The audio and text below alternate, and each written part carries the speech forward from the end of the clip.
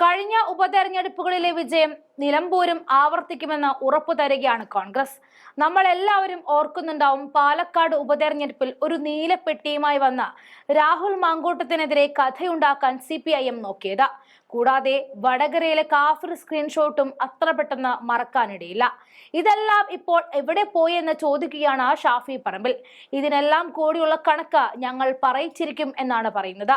കൂടാതെ ഒരു നീണ്ട ഉപാധികളുമായി വന്ന അൻവറിനെ കുറിച്ചുള്ള ചോദ്യത്തിൽ മന്ത്രിസ്ഥാനവും സതീഷിനെ മാറ്റണം എന്നീ ആവശ്യങ്ങൾ കൂടാതെ ഇനി എന്തെങ്കിലും വേണമോ ആവോ എന്ന ഭാവത്തിൽ പൊട്ടിച്ചിരിക്കുകയാണ് ഷാഫി ചെയ്തത്. ഇനി അൻവറിന്റെ കളിയൊന്നും നടക്കില്ല എന്ന തരത്തിൽ കോൺഗ്രസ് ആട്ടിപ്പായച്ചു കഴിഞ്ഞു. ഷാഫിയുടെ ആ വീഡിയോ ദൃശ്യങ്ങളിലേക്ക് പോകാം. കൃത്യമായിട്ടുള്ള ആത്മവിശ്വാസമുണ്ട്. അതിൻ്റെ കാരണം, ഞങ്ങൾ അത് പ്രകടിപ്പിക്കുന്നതിൻ്റെ കാരണം താങ്കൾ സൂചിപ്പിച്ചതുപോലെ പകുതി എന്ന് പറയുമ്പോൾ ഞങ്ങളെ സംബന്ധിച്ചിടത്തോളം പര്യടനം അത് വളരെ ഭംഗിയായിട്ട് നടക്കുന്നു. അപ്പോൾ ജനങ്ങളെ കാണുന്നുണ്ട്, ജനങ്ങൾ സ്ഥാനാർത്ഥിയെ കാണുന്നുണ്ട്, സ്ഥാനാർത്ഥി ജനങ്ങളിലേക്ക് ഇറങ്ങുമ്പോൾ കിട്ടുന്ന റെസ്പോൺസ്, ജനങ്ങൾക്കിടയിൽ ചർച്ചയാവുന്ന രാഷ്ട്രീയ സാഹചര്യങ്ങൾ, ഇപ്പോൾ ഇവിടെ ശ്രീ KC വേണുഗോപാൽ MP ഉൾപ്പെടെയുള്ള ആളുകളുടെ സന്ദർഭത്തിന് ശേഷം ഉയർന്നു വന്നിട്ടുള്ള രാഷ്ട്രീയ ചർച്ചകൾ, ഇതൊക്കെ ഞങ്ങൾക്ക് ഫേവറബിൾ ആയിട്ടുള്ള കാര്യങ്ങളാണ്, സിറ്റുവേഷനാണ്. അതുകൊണ്ട് തന്നെ ഞങ്ങളിപ്പോൾ ഈ ഇലക്ഷൻ തുടങ്ങുമ്പോൾ സ്ഥാനാർത്ഥി പ്രഖ്യാപനത്തിൻ്റെ സമയത്ത് ഞങ്ങൾ പ്രകടിപ്പിച്ചിരുന്ന ആത്മവിശ്വാസത്തിൽ നിന്ന് താഴെ പോകാവുന്ന ഒരു സാഹചര്യം നിലമ്പൂരുണ്ടായിട്ടില്ല, കേരളത്തിലുണ്ടായിട്ടില്ല. അത് ആളുകൾക്കും ബോധ്യം ഉണ്ടാവില്ലേ?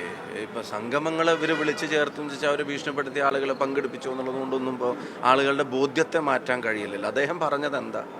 അതെല്ലാ മാസവും കിട്ടിയാൽ അവർക്കൊരു മരുന്ന് വാങ്ങാൻ, അവരുടെ അത്യാവശ്യ കാര്യങ്ങൾക്ക് അത് കൃത്യമായിട്ട് ഉപയോഗിക്കാൻ കഴിയുമല്ലോ. തെരഞ്ഞെടുപ്പ് വരുമ്പോൾ ഗഡു കൊടുക്കേണ്ട ഒരു കാര്യമല്ലല്ലോ പെൻഷൻ. ഇത് മാസാമാസം അവരുടെ കയ്യിലേക്ക് എത്തേണ്ട കാര്യമാണെന്നല്ല അദ്ദേഹം സൂചിപ്പിച്ചത്. അത് ഈ പെൻഷൻ വാങ്ങുന്ന ഏതൊരാളും അവരവരുടെ ഉള്ളിലും പുറത്തും പറയുന്ന കാര്യമല്ലേ. അപ്പം അതിനെ മറച്ചു വെച്ചും തെറ്റിദ്ധരിപ്പിക്കാനും ശ്രമിച്ചാൽ എന്താ പറഞ്ഞെന്നുള്ളതിൻ്റെ വീഡിയോ ഇപ്പോൾ നിങ്ങളും കാണിച്ചിട്ട് ഞങ്ങളുടെയിലൊക്കെ ഇല്ലേ? അത് ജനങ്ങളെ കാണിച്ചാൽ ജനങ്ങൾക്ക് മനസ്സിലാവില്ലേ? നേരിട്ട് പെൻഷൻ കൈക്കൂലിയാണെന്ന് പ്രസംഗിക്കുകയല്ലല്ലോ. പെൻഷൻ CPM കൈക്കൂലിയെപ്പോലെ കാണുന്നു എന്നുള്ളതല്ലേ അദ്ദേഹം ആവർത്തിച്ച് പറഞ്ഞത്. അപ്പം അത് ചർച്ചയാക്കുമ്പോൾ ജനങ്ങൾക്കിടയിലും ചർച്ചയാവില്ലേ? KC പറഞ്ഞത് ഇതെല്ലാ മാസവും ഞങ്ങൾക്ക് തരണം എന്നാണല്ലോ എന്ന് ജനങ്ങളും ആലോചിക്കൂലേ? മലപ്പുറത്തെ സംബന്ധിച്ച് അങ്ങനത്തെ പാസിംഗ് കമൻസ് വളരെ ആളുകളെ ഹേർട്ട് ചെയ്യുന്ന, എല്ലാ രാഷ്ട്രീയത്തിലും പെട്ട ആളുകളെ ഹേർട്ട് ചെയ്യുന്ന തരത്തിലുള്ള, ഇവിടുത്തെ ജനങ്ങളുടെ സെൻറ്റിമെൻറ്റ്സിനെ ബാധിക്കുന്ന തരത്തിലുള്ള കമൻസ് ഉപയോഗിച്ചത് ആരാണ് അത്തരം ആക്ഷേപങ്ങൾ ഉന്നയിച്ചത്? ആരാണ് അത്തരം ഇൻ്റർവ്യൂ ഇംഗ്ലീഷ് പത്രത്തിൽ തന്നെ വേണമെന്നുള്ള വാശിയിൽ ഇങ്ങോട്ട് വിളിച്ചു വരുത്തി കൊടുത്തത്? ഇതൊക്കെ ചെയ്ത ആളുകൾ ഞങ്ങളെ ആ ചേരിതിരിവിൻ്റെ ഉത്തരവാദികളാക്കി മാറ്റരുത്. ഞങ്ങൾ പറയുന്നതിൻ്റെ കൗണ്ടർ നെറേറ്റീവാണ്. മലപ്പുറം അവർ പറയുന്നത് പോലെ അല്ല.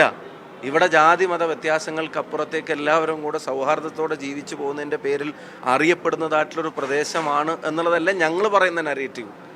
ഞങ്ങളെവിടെ ജാതി കലർത്തുന്നു, ഞങ്ങളെവിടെ മതം കലർത്തുന്നു, ഞങ്ങളത് ജാതിക്കും മതത്തിനും അതീതമായി ഒരുമയോടെ കഴിയുന്ന സ്ഥലമാണെന്നുള്ള നെറേറ്റീവല്ല ഞങ്ങൾ പറയാൻ ശ്രമിക്കുന്നത്. അവരാണത് ചെയ്തത്. അല്ല, ഞങ്ങളെ ആ വിവാദങ്ങൾ ഞങ്ങൾ സഹായിച്ചതാണല്ലോ. ഞങ്ങൾക്ക് ആശങ്കയില്ല. കാരണം ജനങ്ങൾക്ക് ഇവരുടെ സ്വഭാവം അറിയാവുന്നതുകൊണ്ട് അത്തരം കാര്യങ്ങളെ കൊണ്ട് അവർ വന്നാൽ അതിൻ്റെ തിരിച്ചടി അവർക്കുണ്ടാവുകയും അത് ഞങ്ങൾക്ക് അനുകൂലമായും ചെയ്യുന്ന അനുഭവങ്ങൾ ബാക്ക് ടു ബാക്ക് ഞങ്ങൾ കണ്ടതുകൊണ്ടും അത് ഞങ്ങളെ സംബന്ധിച്ചിടത്തോളം അത് ആശങ്കപ്പെടുത്തുന്ന ഒരു കാര്യമല്ല.